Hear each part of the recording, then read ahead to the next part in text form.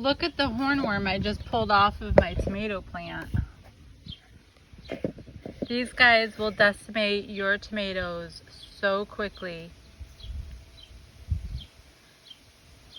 Very striking looking creature. I have to say they're kind of beautiful in their own way, but they're extremely destructive to your crops, especially tomatoes. And see if we can get in on this guy's face. There's his little face in there. He's got little chompers on the front of his face that will just go to town on your tomato plants. These guys can really wreak havoc. Not a welcome sight in any vegetable garden, but the pattern on them is actually quite striking. I accidentally cut off a couple of buds on my tomatoes, but I guess that's okay. They're doing really good out there anyway, and I have a bunch of them coming, despite this guy doing his best efforts to decimate my crops. So yeah, there's a hornworm up close and personal. Very beautiful creatures. You just don't want to find them in your garden. So when you see these, they'll range from different sizes. They start off very tiny. They grow extremely quickly, and the bigger they get, the more damage they do. So watch for hornworms on your tomatoes at all times.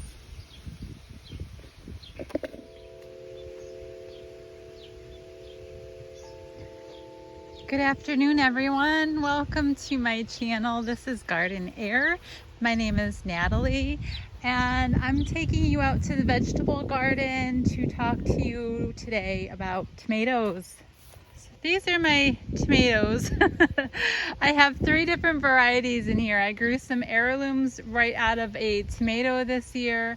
So I think most of the middle section, there's actually 3 rows of tomatoes here. They just got so huge that they're kind of growing into each other. But I have beefsteaks, I have heirlooms, and I have Romas. And everything is doing incredibly well. Trying to hone in on some tomatoes down there. Everything is doing really good. It looks like those are some of the beefsteaks going. I have some Romas down here making their little clusters. And I'm just so excited. So I'm going to talk to you about what I do for my tomatoes and when I plant them. I do start them from seed. And what I do to avoid the blossom end rot. So last year I did have a big battle with blossom end rot, and it really just drove me crazy. I lost a lot of tomatoes and I had to figure out what I was doing wrong. So I did a lot of research, and all I can do is tell you what works for me, what I do, and you can take from it what you will. And I know everyone does things differently, and I completely respect everyone's differences in gardening, and I love to learn what other people are doing as well. So please feel free to share your ideas and your thoughts, what works for you, in the comments below. So we have clay soil, and clay soil can really be difficult, and so we have to do a lot of tilling and amending in our soil. And so when we ripped out all of this sod, we used a sod remover, and then I laid down a whole bunch of peat and composted cow manure all through this spot, and we tilled it in. So this whole row here is all new this year. And then I just made my rows, and then once my seedlings were strong enough to put in, I got everybody planted. Now, blossom end rot generally happens for 2 reasons. 1, not enough calcium. It might not be present in your soil. 2, you're not watering enough. Insufficient watering, or even sometimes overwatering and killing the roots, will cause blossom end rot. 1, because they can't take up the nutrients, therefore giving them a lack of calcium. If that makes sense. If they're not taking in enough nutrients, they're obviously not taking in calcium. So it's not always that you have to add calcium to your soil. Sometimes it's just that you're not watering sufficiently enough, or sometimes you're overwatering and you're killing the roots and it's not able to pull up enough nutrients. So there are different reasons why your tomatoes may not be getting that calcium and ending up with that blossom end rot. Now, I've been hearing it a lot lately of people saying put a Tums tablet into the ground when you plant your tomatoes. And to me, I don't know, that's just not, to me that's not ideal.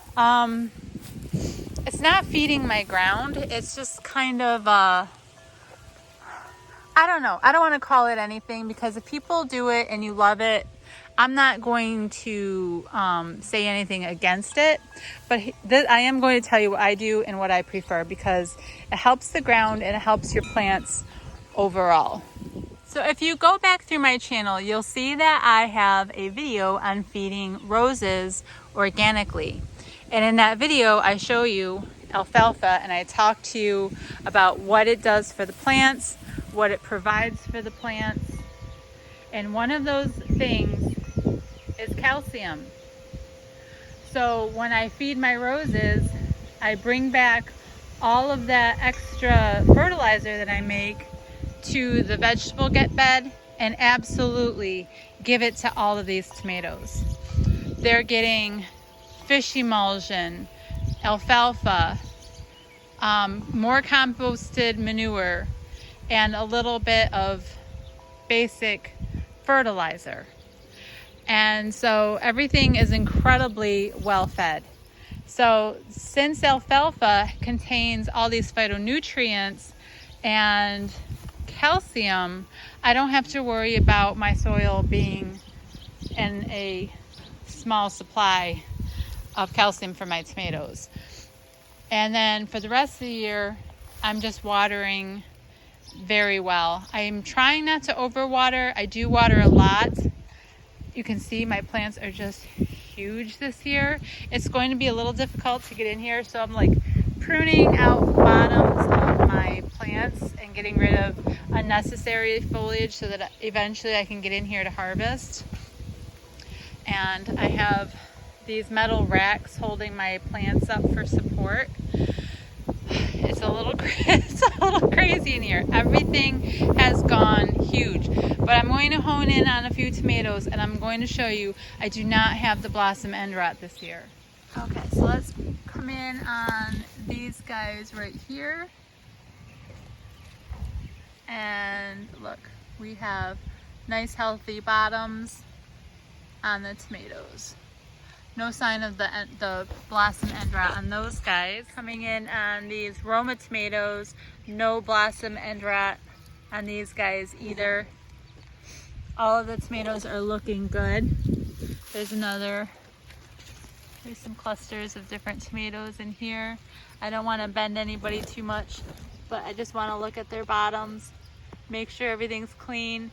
No blossom end rot showing up this year, so I'm very thankful. Feeding your ground well, making sure they're all getting their nutrients and their fertilizers, and then watering consistently, but at the same time not overwatering. I'm finding that is the key to healthy tomatoes.